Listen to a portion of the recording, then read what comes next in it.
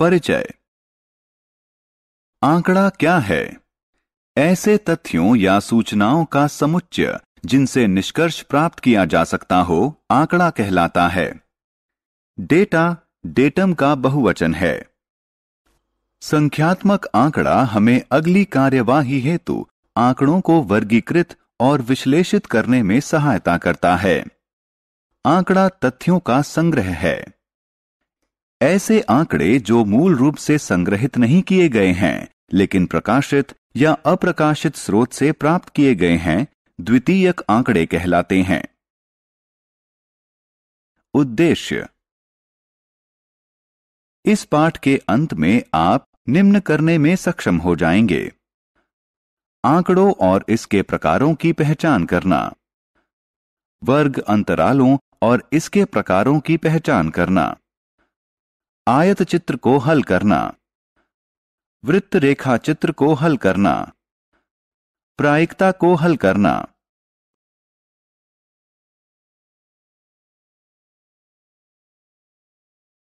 चित्र आलेख।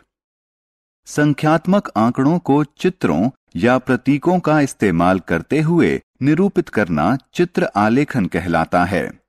चित्र आलेखों को पढ़ना भारी आंकड़ों को व्यक्त करना तो आसान है, लेकिन इनके माध्यम से सही मान नहीं व्यक्त किया जा सकता। यह एक कॉलोनी के लोगों द्वारा चुने गए खेल का चित्रात्मक निरूपण है।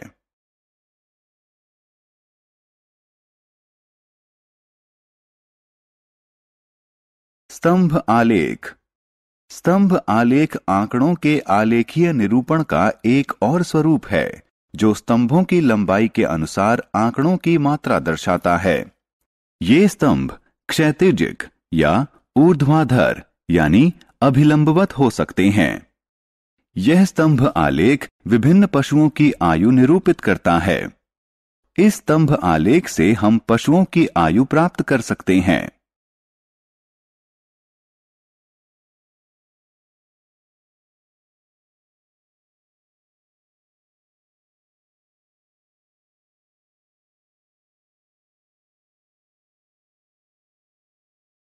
आंकड़ों की तुलना।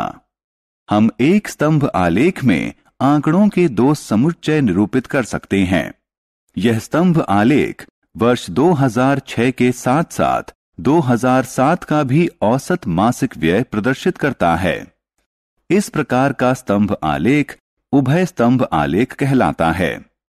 हम इस उभय स्तंभ आलेख का इस्तेमाल करके आंकड़ों के दो समुच्चयों की तुलना कर सकते हैं।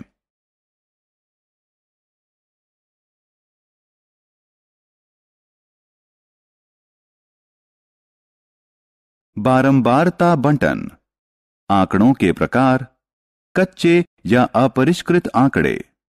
कच्चे या अपरिष्कृत आंकड़े प्रारंभिक प्रेक्षणों का संग्रहण होते हैं जो अव्यवस्थित होता है। इस प्रकार की सूचना हम सर्वेक्षण के दौरान प्राप्त करते हैं। इसे दो प्रकार से वर्गीकृत किया जा सकता है: 1. असतत आंकड़े। 2. सतत आंकड़े। असतत आंकड़े। इस प्रकार के आंकड़े बहुत शुद्ध रूप से पूर्ण संख्याओं में मापे जा सकते हैं। किसी परिवार में बच्चों की संख्या और जूतों के आमाप असतत आंकड़ों के उदाहरण हैं। सतत आंकड़े। इस प्रकार के आंकड़ों में दो पूर्णांकों के मध्य का कोई भी मान हो सकता है, अर्थात इन्हें पूर्ण रूप से सही नहीं मापा जा सकता। इनमें कुछ ना कुछ त्रुटि सदैव होगी। किसी कक्षा के छात्रों का भार व किसी नगर का तापमान सतत आंकड़ों के उदाहरण हैं।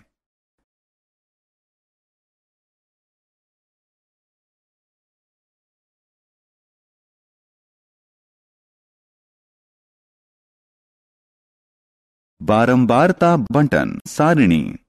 निम्न आंकड़ों को देखें। यह छात्रों द्वारा एक माह में अर्जित ग्रेड के विषय में बताता है। इस आंकड़े से हम छात्रों द्वारा अर्जित केवल एक माह की ग्रेड के विषय में जानकारी प्राप्त कर सकते हैं। आइए निम्नानुसार सारणी बनाएं। यह सारणी दिए गए आंकड़ों को स्पष्ट रूप से दर्शाती है। इस सारणी से हम प्रत्येक ग्रेड में छात्रों की संख्या के बारे में जानकारी प्राप्त कर सकते हैं। यह सारणी बारंबारता बटन सारणी के रूप में जानी जाती है। दिए गए आंकड़ों में कोई विशिष्ट प्रेक्षण जितनी बार पाया जाता है उसे उसकी बारंबारता कहा जाता है। बारंबारता बटन प्रदर्शित करता है कि कोई विशिष्ट वस्तु उस समूह में कितनी बार पाई गई है।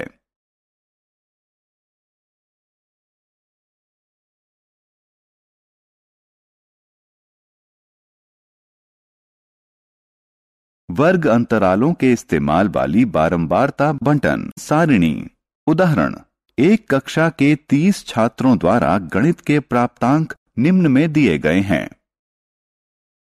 आंकड़ों को वर्ग अंतराल में समूहित करने से पहले निम्न बिंदुओं पर गौर करना आवश्यक है। 1. जब आप आंकड़ों को वर्ग अंतरालों में समूहित करें तो बटन की परास यानी रेंज सर्वाधिक महत्वपूर्ण है। उच्चतम व न्यूनतम प्रेक्षणों का अंतर ज्ञात करें। उच्चतम मान बराबर 98, न्यूनतम मान बराबर 3, रेंज बराबर 95। 2. वर्ग अंतरालों की संख्या अत्यधिक नहीं होनी चाहिए और बहुत कम भी नहीं होनी चाहिए। वर्ग अंतरालों की संख्या 5 से 20 हो सकती है। 3. आपको उपरोक्त दो कारकों के आधार पर वर्ग अंतरालों की विशालता का चयन करना होगा। आपको यह विशालता चुनते समय बहुत सावधानी बरतनी होगी। यह इतनी विशाल नहीं होनी चाहिए कि आंकड़ा महत्वहीन हो जाए और इतना छोटा भी नहीं होना चाहिए कि अंतरालों की संख्या अत्यधिक हो जाए। अंतराल का अनुकूलतम आमाप केवल आप ही निर्धारित कर सकते हैं। 1. वर्ग अंतराल के बाईं ओर की संख्या वर्ग की निम्न सीमा कहलाती है और दाईं ओर की संख्या वर्ग की उच्च सीमा कहलाती है। 2. दो सीमाओं के मध्य अंतर अंतराल की विशालता या वर्ग आमाप होता है। 3. प्रत्येक वर्ग अंतराल के मध्य का मान इसका वर्ग चिन्ह कहलाता है। इसे निम्न व उच्च वर्ग सीमाओं को जोड़कर उसके योग को 2 से भाग देकर प्राप्त किया जा सकता है। उदाहरण के लिए मान लें कि अंतराल 20 से 40 है। अंतराल की निम्न सीमा 20, अंतराल की उच्च सीमा बराबर 40। वर्ग चिन्ह बराबर 20 जमा 40 भाग 2 बराबर 60 भाग 2 बराबर 30। सारणी में देखकर हमें निम्न सूचना प्राप्त हो सकती है। 1. 50 से कम प्राप्तांक वाले छात्रों की संख्या। 2. उत्तीर्ण छात्रों की संख्या। 3. 80 से अधिक प्राप्तांक वाले छात्रों की संख्या। 4. हमें कक्षा के प्रदर्शन के विषय में जानकारी प्राप्त हो सकती है। आंकड़ों को वर्ग अंतरालों में वर्गीकृत करने की विधि आंकड़ों का समूहन कहलाती है। वर्ग अंतरालों के दो विभिन्न प्रकार। वर्ग अंतरालों के विभिन्न 2 प्रकार होते हैं। 1. समावेशी वर्ग अंतराल। 2. अपवर्जी वर्ग अंतराल। 0 से 19, 20 से 39, 40 से 59 और इसी तरह के अन्य वर्ग अंतराल अपवर्जी वर्ग अंतराल कहलाते हैं, क्योंकि पिछले वर्ग की उच्च सीमा और अगले वर्ग की निम्न सीमा भिन्न भिन्न है। इस प्रकार का वर्ग अंतराल केवल असतत आंकड़ों के लिए ही उपयोगी होता है। समावेशी वर्ग अंतरालों में पिछले वर्ग की उच्च सीमा अगले वर्ग की निम्न सीमा के बराबर होती है। उदाहरण के लिए 0 से 20, 20 से 40, 40 से 60 इत्यादि।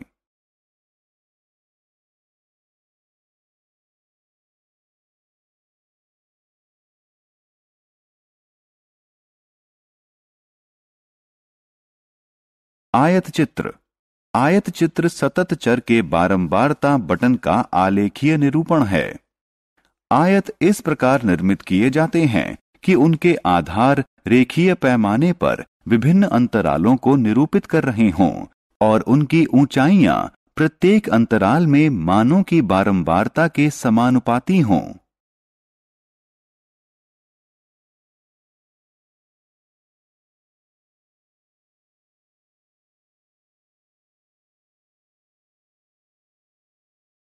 बारंबारता सारणी। उदाहरण, निम्न में बारंबारता सारणी और उससे संबंधित आयत चित्र दिया गया है, जिसमें एक कारखाने के कर्मचारियों की संख्या उनके वेतन के आधार पर दर्शाई गई है। समाधान, बारंबारता सारणी में कारखाने के 100 कर्मचारी उनकी आय स्तर के अनुसार दर्शाए गए हैं। यदि आप उपरोक्त आयत चित्र को ध्यान से देखें तो आप पाएंगे कि एक आयत चित्र स्तंभ आलेख जैसा दिखता है, लेकिन उसमें एक स्तंभ और दूसरे स्तंभ के मध्य कोई रिक्त स्थान नहीं है। 2. आयत चित्र का एक शीर्षक है। 3. एक्स अक्ष पर समूहित आंकड़े के वर्ग अंतराल दर्शाए गए हैं। बटन में जो भी दर्शाया गया है उसे नीचे लिखा भी गया है। 4. वाई अक्ष पर प्रत्येक वर्ग अंतराल के लिए बारंबारताएं दर्शाई गई हैं। 5. दोनों अक्षों पर उपयुक्त पैमाने लिए गए हैं। 6. निर्मित आयतों की ऊंचाइयां उनके वर्गों की बारंबारता के समानुपाती हैं।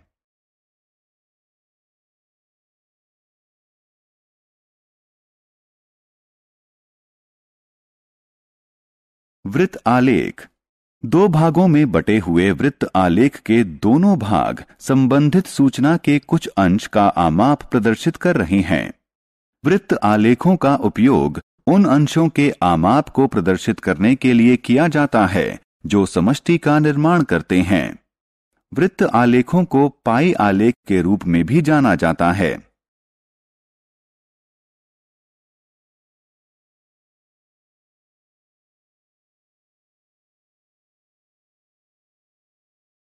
उदाहरण 1. एक स्कूल के छात्रों के पसंदीदा रंग निम्न सारणी में दिए गए हैं। इनको वृत्त आलेख में निरूपित करने से पहले हमें निम्न कदम उठाने होंगे। 1. समष्टि अंशों को ज्ञात करना। 2. समूहों की संख्या की गणना करना। 3. ज्ञात करना कि प्रत्येक समूह के किस भिन्न में समष्टि है। 4. केंद्रीय कोण ज्ञात करना और उसी के अनुसार आलेख बनाना। हल, छात्रों की कुल संख्या बराबर 200, समूहों की संख्या बराबर 5। लाल रंग पसंद करने वाले छात्रों का भिन्न 37 भाग 200।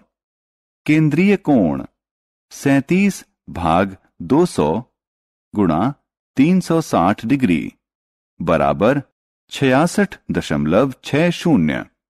हरा रंग पसंद करने वाले छात्रों का भिन्न 26 भाग 200। केंद्रीय कोण 26 भाग 200 गुणा 360 डिग्री बराबर 46.80। नीला रंग पसंद करने वाले छात्रों का भिन्न बराबर 30 भाग 200। केंद्रीय कोण 30 भाग 200 गुणा 360 डिग्री बराबर 54। पीला रंग पसंद करने वाले छात्रों का भिन्न 39 भाग 200। केंद्रीय कोण 39 भाग 200 गुणा 360 डिग्री बराबर 70.20। गुलाबी रंग पसंद करने वाले छात्रों का भिन्न बराबर 68 भाग 200। केंद्रीय कोण बराबर 68 भाग 200 गुणा 360 डिग्री बराबर 122.40। सारांश। आइए जो कुछ हमने सीखा है उसे संक्षेप में दोहराएं। वे संग्रहित प्रेक्षण जो व्यवस्थित न किए गए हों कच्चे आंकड़े कहलाते हैं। किसी आंकड़े में उच्चतम प्रेक्षण और न्यूनतम प्रेक्षण के मध्य अंतर को आंकड़ों की रेंज कहा जाता है। दिए गए आंकड़ों में कोई प्रेक्षण जितनी बार आता है वह उसकी बारंबारता कहलाता है। बारंबारता बटन वह सारणी है जो दर्शाती है कि कोई वस्तु उस समूह में कितनी बार आई है। जब प्रेक्षणों की संख्या अत्यधिक हो तो आंकड़ों को सरल वर्ग अंतरालों में समूहित किया जाता है। उच्च और निम्न वर्ग सीमा के मध्य अंतर को वर्ग आमाप कहा जाता है। वर्ग अंतराल का मध्यमान वर्ग चिन्ह कहलाता है। वर्ग अंतराल संग्रहित आंकड़ों के प्रकार पर निर्भर करते हुए या तो समावेशी वर्ग अंतराल हो सकते हैं या अपवर्जी वर्ग अंतराल हो सकते हैं। आयत चित्र समूहित आंकड़ों का आलेखीय निरूपण होता है। यह आधार के रूप में वर्ग अंतरालों के आयतों और ऊंचाइयों के रूप में संबंधित बारंबारताओं से बना होता है। कोई प्रयोग वह स्थिति है जिसमें निष्कर्ष निकलने की संभावना हो। निष्कर्ष वह परिणाम है जो किसी प्रयोग के एक ही प्रयास में प्राप्त हो। कोई अनुवृत्त किसी प्रयोग का एक या अधिक निष्कर्ष हैं।